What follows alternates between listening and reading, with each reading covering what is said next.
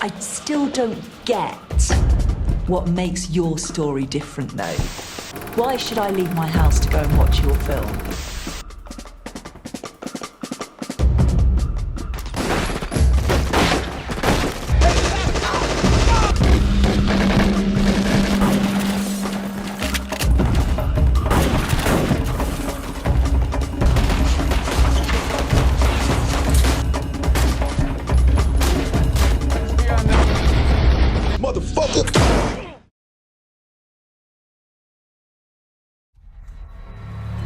If you're successful as a gangster, Hollywood goes, you're a gangster. So Hollywood just goes, we know that you can do this. You can do this. Why? People will watch it. People will want to see it. That's how I can do this. That's why I'm doing this. If it bleeds, it leads. Do you want to know why I kill people? Has every black male actor at some point in their career been required to portray some form of criminality? Almost like an initiation. I don't sell coke to kids. I look like a kid to you? I'm a grown-ass man. Yeah, well, I don't sell $200 worth of coke. What do you sell? I sell kilos. Or is it something else? Is it simply that these stories exist and black actors are asked to show their versatility by stepping into a wide range of roles, including the darker, harsher ones? You just had to do shit your way. I should think I'm about to beg for my life. Cause I won't. All right, nigga. There's a question that often lingers beneath the surface of crime films and television. Do black actors play gangsters so convincingly that the performances begin to feel like reflections of a reality they're assumed to live? When a stereotype is built on fear and distrust, cinema frequently mirrors it, sometimes intentionally, sometimes not. This repeated initiation through crime-related roles becomes a kind of gateway to visibility, as if to be taken seriously as a black actor, one must first prove authenticity through the portrayal of hardship, violence, or survival. When we look across the history of film and television, we notice a pattern. Black actors time and time again are cast in criminal roles. It raises a difficult question. Is this coincidence, or is it a quiet expectation built into the industry?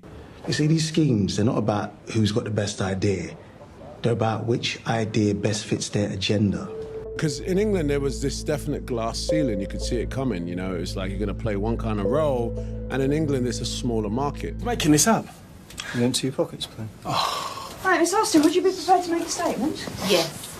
I'm no thief, for God's sake. And there was this junction where I said, I'm not going to do what you want me to do in England. I'm going to say no, and I'm going to jump ship and go to America. And so post The Wire, every role that came my way was all gangsters. I'm the one that's got to take that responsibility, and y'all are leaving me very, very little to work with right now. All of them, you know, films, television, and I had to say no. But I was okay with saying no because I thought, no, I've got some range. It ain't enough that I got to be the one thinking this whole shit through. And yet, even with this range, even with decades of performances that stretch far beyond stereotypes, many black actors still find themselves perceived through the narrow lens of the criminal that everyday black people in real life are forced to escape. I don't want to be another director who makes hood films. But at least they're making films, man. Look, I get that you don't want to get pigeonholed. I understand that. But that's the issue for people who are in the industry, and right now you're not. The black criminal, or gritty urban stereotype, has operated as a gatekeeping mechanism within the film industry, shaping not only how black people are represented on screen, but also limiting black producers and directors behind the camera. Black creatives who pitch love stories, middle-class narratives, or experimental ideas are often told these stories are not black enough or won't sell. Whereas my film is a period romance. There are lots of films about period romance. But the Windrush era is a very specific time in Britain, especially for Caribbean migrants. I still don't get what makes your story different, though.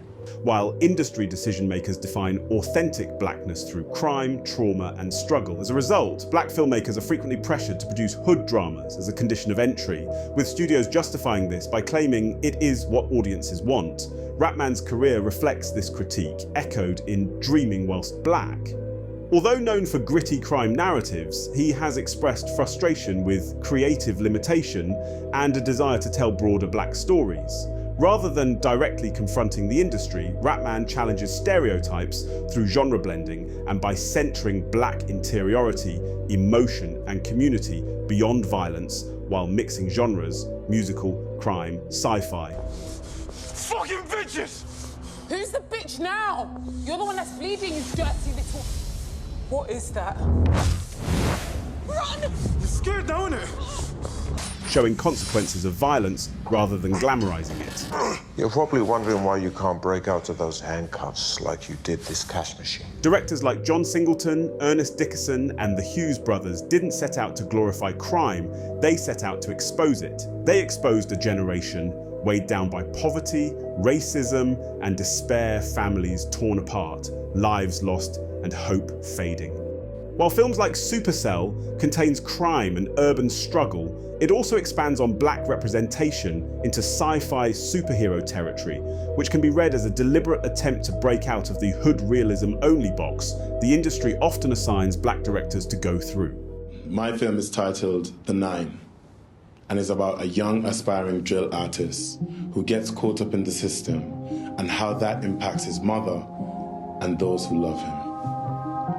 The Nine is based on real life events.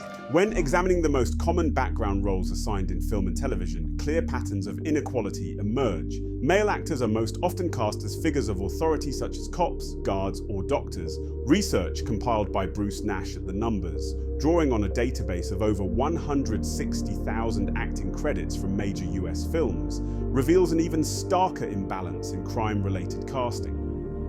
After analysing every credited role labelled gang member, gangster, gangbanger, or thug, and verifying actors' racial identities, the findings showed that these roles are disproportionately filled by black actors.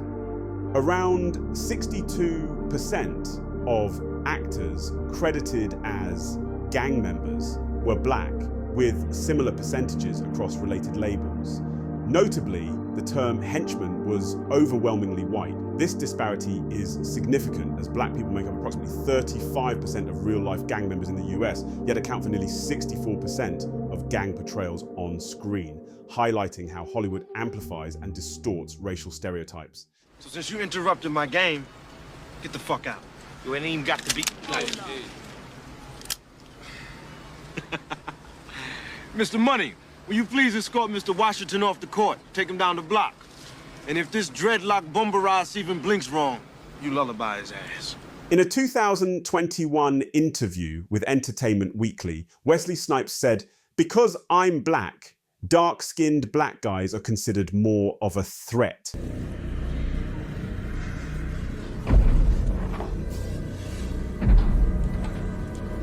Most of the representation I had at the time were very against me doing the Blade. They considered me a classical actor and a professionally trained actor, and it was beneath the skill set.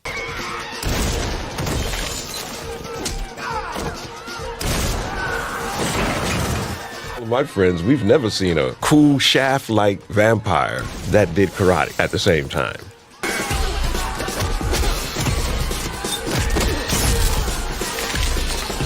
Films like Blade did more than introduce a new kind of superhero film. It demonstrated the power and effectiveness of casting a black actor as the lead in a fictional world. 3,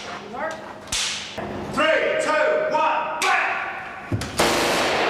One where the hero was not defined by crime, stereotype, or limitation, but by strength, intelligence, and purpose. At the same time, Marvel Comics was facing a harsh financial reality. The company was on the brink of bankruptcy, struggling after years of failed or forgotten film adaptations. Earlier efforts in the late 1980s and early 1990s, The Punisher starring Dolph Lundgren, Captain America, The Fantastic Four, and the Little C Nick Fury with David Hasselhoff, failed to connect with audiences or elevate the Marvel brand. Most passed by with little impact, and some went largely unnoticed altogether. Blade changed that trajectory. Its success helped stabilize Marvel's business at a critical moment. and proved that Marvel characters could thrive on screen. More importantly, it laid the groundwork for what would follow, opening the door for Spider-Man, the Avengers, and the cinematic universe that would eventually dominate global pop culture. At the time, black lead roles in Marvel films were virtually unheard of. While the comics had long featured black heroes, the films had not reflected that diversity. Blade became a quiet but powerful breakthrough. Years later, that momentum would grow into landmark moments such as Black Panther, a global phenomenon that demonstrated not only commercial success, but cultural impact, showing that black voices, stories, and actors had a powerful place in modern cinema. From Samuel L. Jackson's Nick Fury to television series like Luke Cage, and performances such as Jonathan Majors as Kang the Conqueror. Let me make this easy for you. Progress came step by step, each role built upon the last expanding representation within some of the largest franchises in the world. It started with Blade, a film that didn't just save a studio, but helped redefine who could stand at the center of a superhero story. In America, black guys are considered a threat, and you put the dark-skinned black guy in action, people can't separate the two.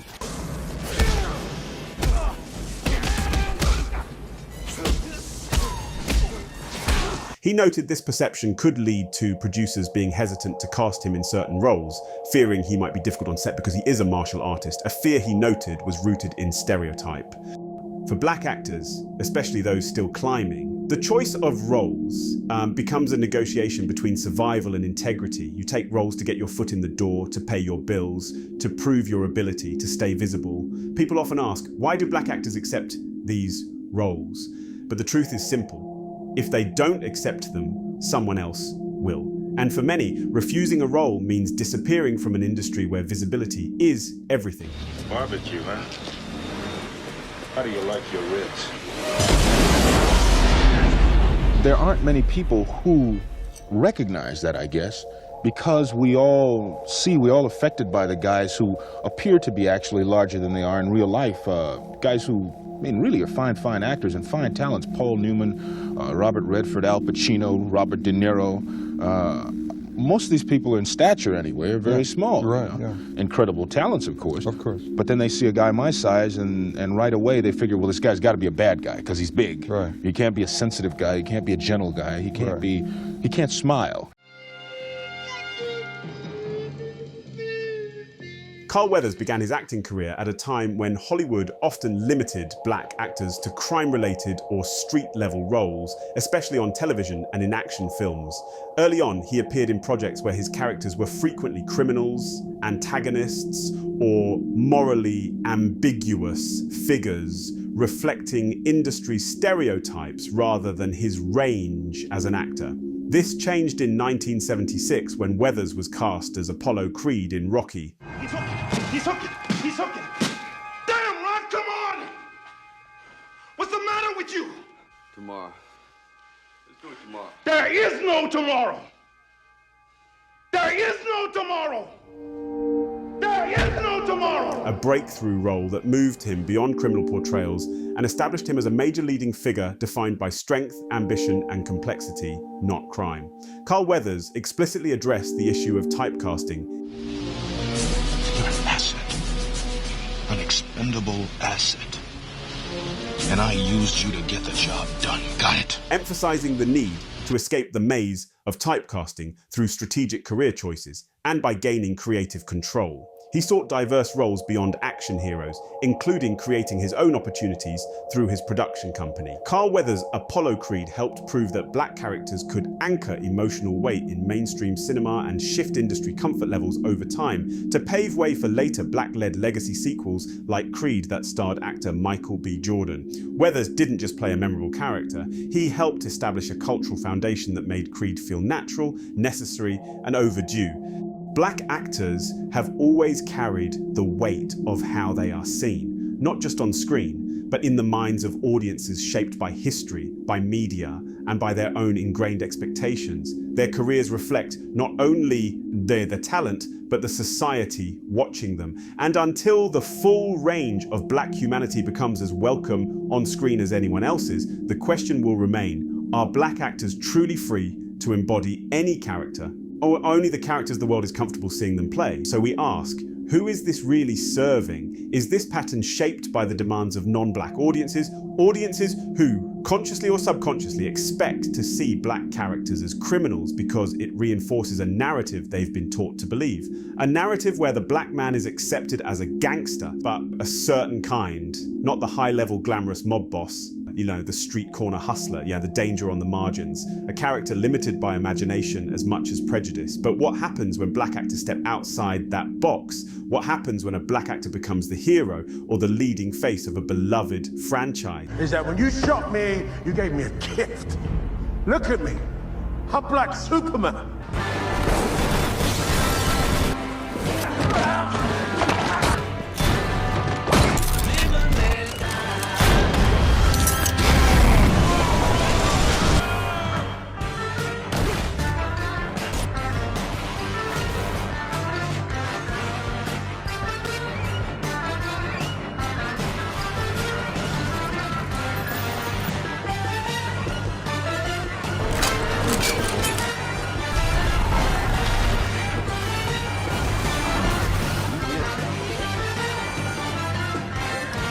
Idris Elba could possibly be the next James Bond. We just can't get away from the speculation. So tell us, is Idris Elba the next guy? Everyone's talking Bond at the moment, really. Yes, because of Idris Elba. Yeah.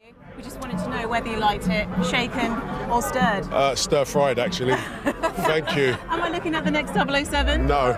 The truth of it is, the younger people certainly hearing this, what does the word street mean? What does he mean by that? It's a stereotype, so on and so forth, and of course it's going to be shocking. But like I said, you know, I mean, from my perspective, everyone has a nose and everyone has an opinion. Idris Elba could not play James Bond. We were like, why? They're like, because. You do not have to be white to be sexy, sip a martini, and save the world. Think about it, James Bond was based on a real man who was white, and so he should be played by a real white man. Like, James Bond could not be played by Idris Elba because Idris Elba is a black man and James Bond is white. I was like, well, actually, James Bond is a fictional character, and so we can be played by anyone because it is fiction. These reactions are not new. They reflect a long history where black actors face racist criticism for 3 recurring reasons. Miles, you're gonna get yourself killed. But I'm ready. I promise. Then Venom strike me right now.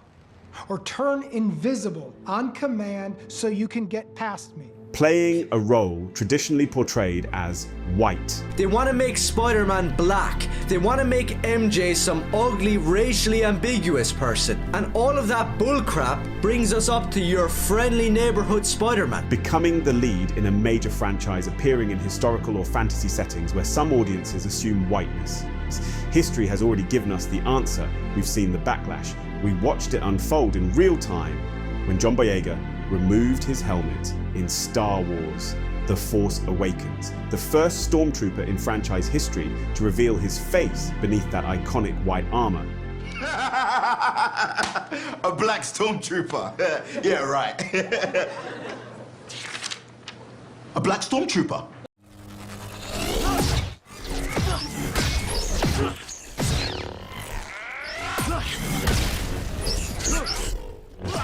After decades of faceless soldiers, millions of viewers finally saw who could be underneath. And some people hated what they saw.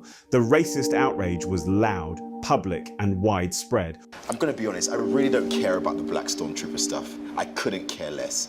This is a movie about human beings, about Wookiees, spaceships, and TIE fighters. And it has an undertone and a message of courage.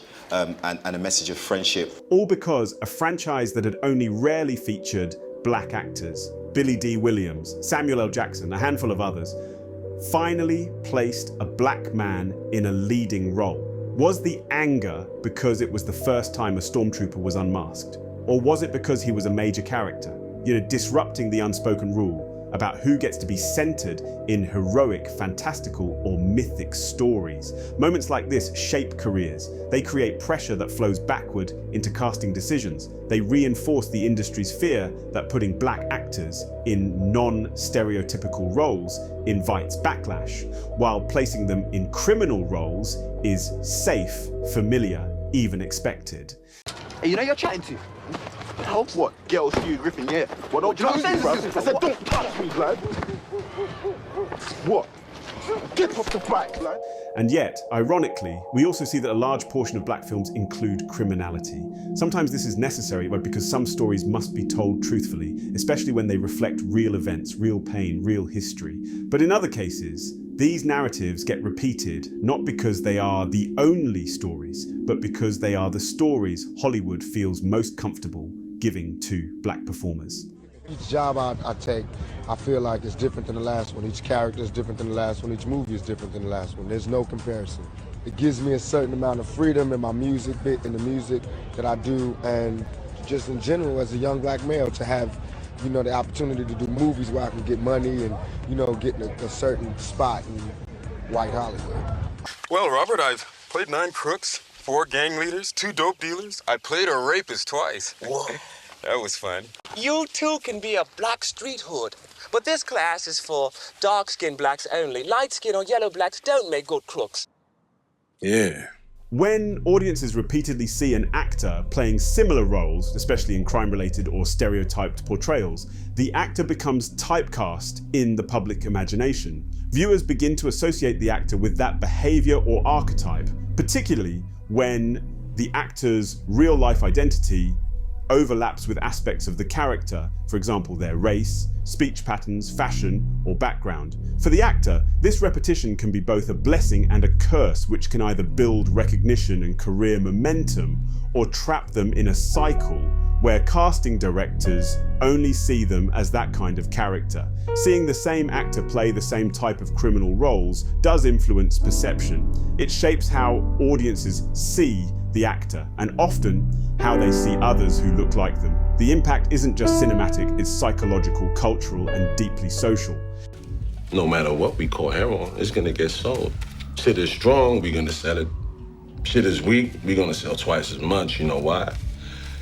Because a fiend, you're gonna chase that shit no matter what. You start to see a clear thematic pattern in how black British and even black diaspora actors are often introduced to mainstream audiences through roles connected to crime or struggle, which is widely discussed among scholars, filmmakers, and media critics. Now I want you to get yourself together and get back out there and get me my money. Now, I don't care how long it takes you, you get out there and get it. Many blaxploitation films of the 1970s were deeply intertwined with black criminal stereotypes, though the truth is more complicated than a simple. Blaxploitation, short for black exploitation, emerged in the early 1970s as a response to Hollywood's lack of black representation. The word black was generally used in the head title of every movie. To some, it was comical. Blaxploitation kicked in. Simply seeing the black actors on the front of every poster wasn't enough. Black was often attached, tagged, associated. Many of the biggest blaxploitation hits did revolve around drugs, prostitution, or gangster life. Superfly, 1972, about a cocaine dealer trying to retire. The Mac, 1973, about a pimp's rise and fall. Coffee and Foxy Brown, Pam Grier classics. Revenge tales set in criminal underworlds. Black Caesar, 1973, a Harlem gangster epic. These films often showed black protagonists operating outside the law, taking revenge or beating the system through hustling or violence. The surface imagery often leaned heavily into stereotypes of black men as criminals or anti-heroes, and that is why blaxploitation is often described as liberating and problematic at the same time. I don't give a shit about what happened to you. We have been fighting negative images ever since I can remember. All our history deals with fighting stereotype negative images. And I think we had gotten to a point where we were just rising above that. And suddenly, to deal with what I consider another level of stereotypes. If you stay up here, you take orders from me! Historically, the marginalization of black men in the horror genre has been shaped not by audience disinterest, but by entrenched racial logics within the Hollywood film industry. From the 1930s through the late 20th century, studio executives operated under the assumption that black male leads were commercially unviable because horror relies heavily on viewer identification with protagonists, whether as victims, heroes, or survivors. Hollywood presumed that mainstream white audiences would be unwilling to align themselves with black characters. What's going on, man? I can't see myself. I'm afraid that's one of the misfortunes of the cursed. This really ain't him. I mean, a man has got to see his face. This presumption, rooted in the industry's long-standing practice of treating whiteness as the normative cinematic subject, restricted black men's access to central narrative roles in the genre. Simultaneously, Hollywood controlled which bodies could signify monstrosity. Although racist stereotypes often portrayed black men as dangerous or threatening, the industry avoided explicitly racializing its monsters.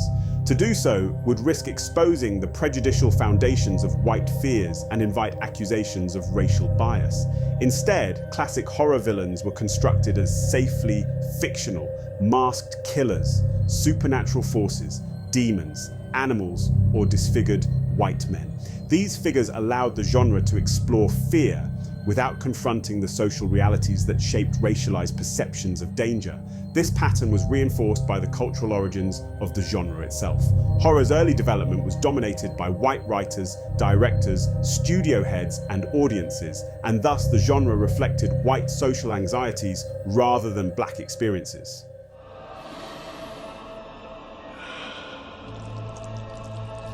Be my victim. Be my victim. While horror thematically engages with the unknown, the other, and the loss of social control, these concepts were rendered symbolically rather than racially, even though their subtext often aligned with racialized narratives in American society. As a result, black characters rarely appeared on screen, and when they did, they occupied limited and stereotypical roles. Throughout the 1970s to 1990s, black men in horror were commonly relegated to marginal positions: the expendable friend, the comic relief, the first to die, or the physically imposing but narratively insignificant character. These roles reinforced established hierarchies by denying black male characters complexity, agency, or centrality.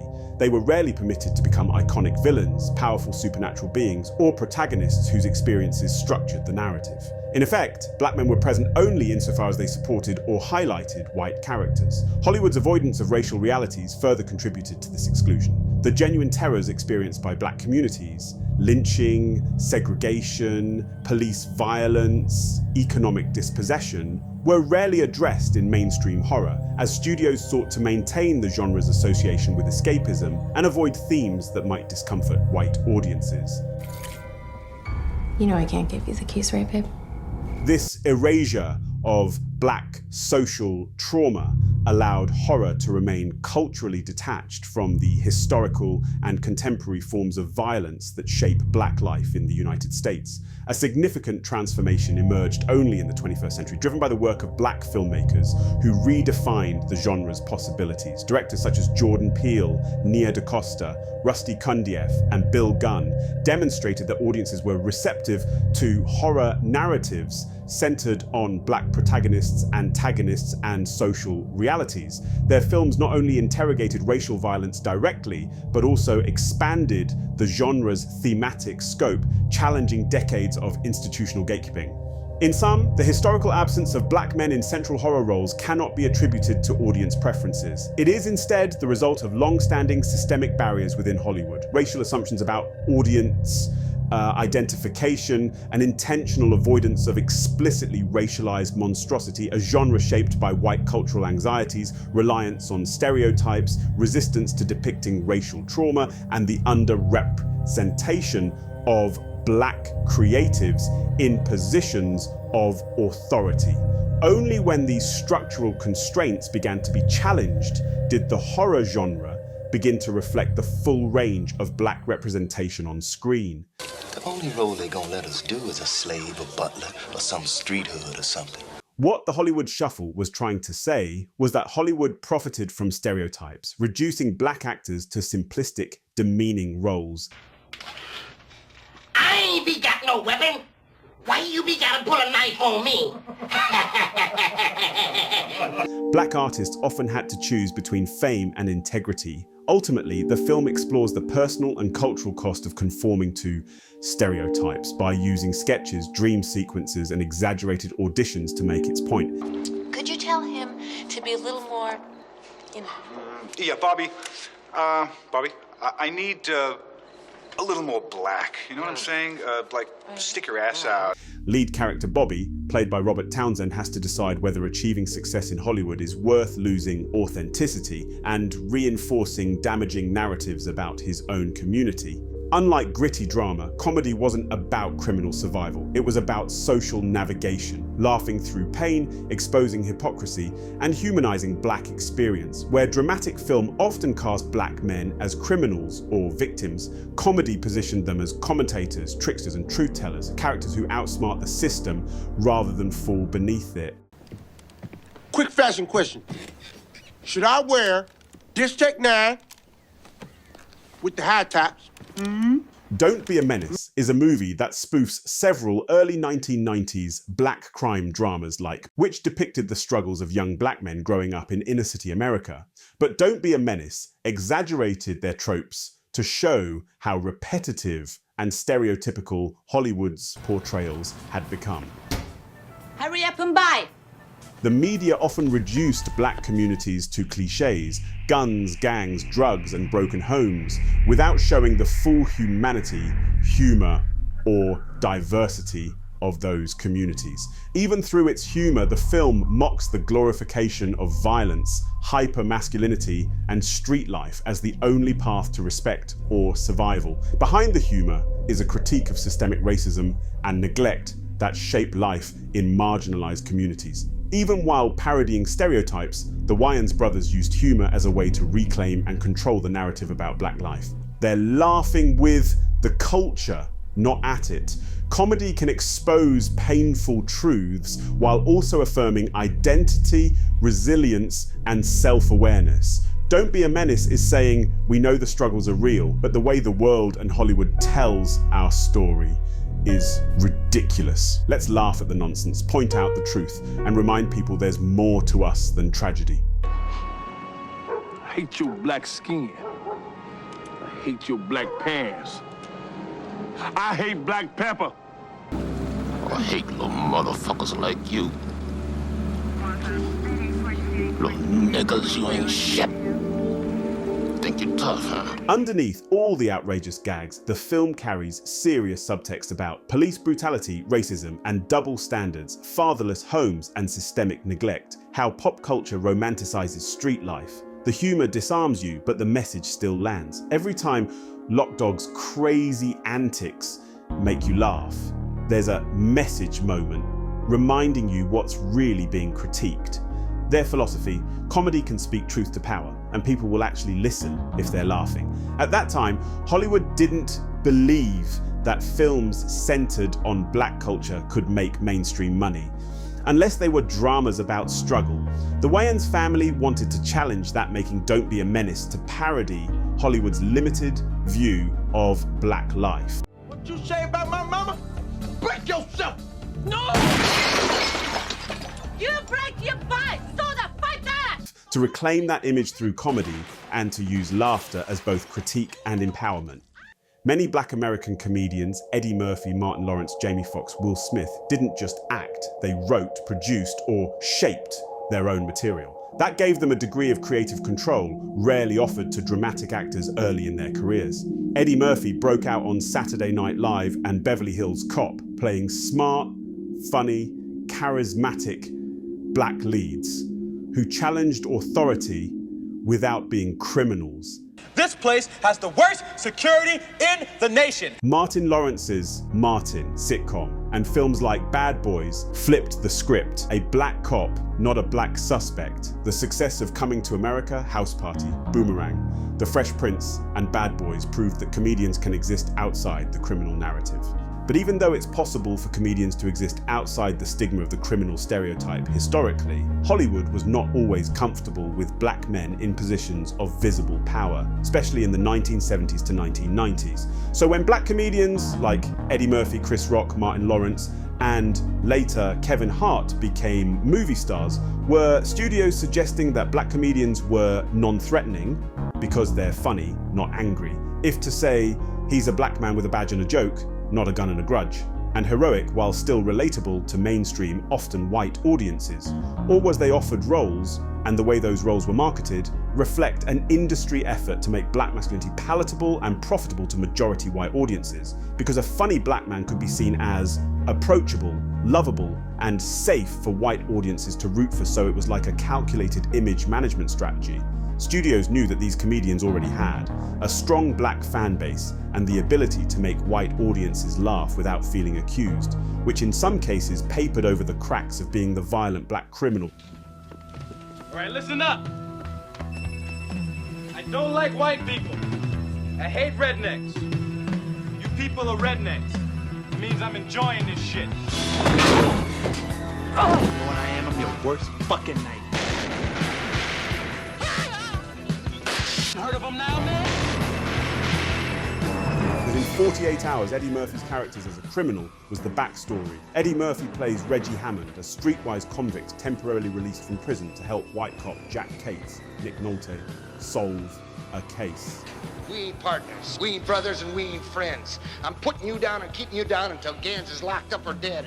And if Gans gets away, you're gonna be sorry you ever met me.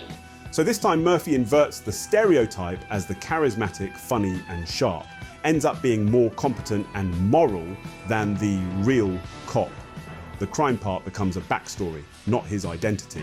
This performance was revolutionary because it humanized the criminal stereotype without scaring the audience. But it also limited how Hollywood was willing to portray black power. You could be smart, rebellious, and streetwise as long as you redeemed yourself through the system by helping the cop. You could be funny and clever as long as your anger stayed humorous, not political. The cracks, racism, inequality, stereotype were still there, just covered with charm and punchlines. Eddie Murphy knew how to use the space to show intelligence, rhythm, and wit in a way Hollywood rarely allowed black men to do.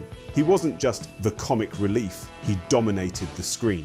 So even though the role was shaped by stereotype boundaries, he expanded what a black lead could be, paving the way for Will Smith, Martin Lawrence, and later Kevin Hart. I keep telling you the same fucking thing about things, man. You always telling me, man. What the fuck is the use of having soldiers if you can't use them? That's why I'm Rico. That's why I do what I do, man. Some UK black actors are also musicians who come from a genre of music that is often policed and criminalized, which transitions them into narratives that connect their music personas to be seen as extensions of the streets in film. In America, many music artists have followed a familiar path, moving from rap into film. Figures like Ice Cube in Boys in the Hood, Snoop Dogg, and many others began to blur the lines between music and cinema. Whether audiences were drawn to them because they already followed their music, or because the artists showed genuine acting talent, their early film roles often carried a particular type of imagery. That imagery, however, tended to confine them, placing them within a narrow frame of black stereotypes. Take Ice Cube, for instance. Though he later went on to play a wide variety of roles across genres, his debut on screen was rooted in crime, struggle, and survival. It's not that these artists haven't broken beyond those roles over time, but there's an undeniable pattern, one that links music, film, crime, and black identity in a way that subtly reinforces a narrative that plants a subconscious idea in the minds of audiences, that this is who they are and that these traits are somehow inherent rather than performed. Some will say it's a form of institutional bias and audience expectation, and some will say casting directors, producers, and audiences have been conditioned to read black masculinity as either threatening or heroic, through violence. And this expectation shapes what kinds of stories get funded and who gets hired. This recurring link between black artistry and criminality, both real and fictional, serves two parallel purposes.